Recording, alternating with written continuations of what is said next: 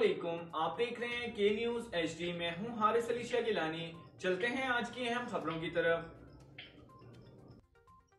रुक करेंगे दादू का, जहां से रिपोर्ट कर रहे हैं हमारे नुमाइंदे सैयद सफीर हुसैन नकवी।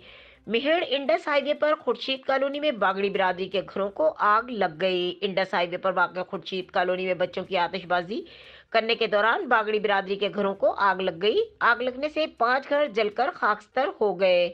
कल्लू राम बागड़ी, बिल्लू बागड़ी, परदेसी, पंजूमल और दीगर के घर मुकम्मल जलकर खाकस्तर हो गए। घरों में रखा हुआ लाखों रुपए के तलाई जेवरात, अनाज, 2 मोटरसाइकिलें, एक बकरी और दीगर जो भी सामान था जलकर राख हो गया। इत्तला देने के बावजूद भी फायर ब्रिगेड अमला जाए वकूफ पर न पहुंच सका।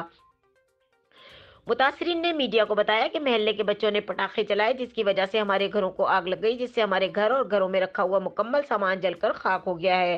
सिर्फ अपनी जिंदगियां बचाकर घरों से निकल आए, खुले आसमान तले बैठे हैं। उन्होंने कहा कि तहसील अस्पताल MS डॉक्टर जुल्फकार ने फौरन नोटिस लेकर हमारे पास अपने मेडिकल टीम, एम्बुलेंस समेत डॉक्टर फकीर मोहम्मद आवान, रुस्तम शेख असगर फौरी रहनुमाई में पहुंच गए।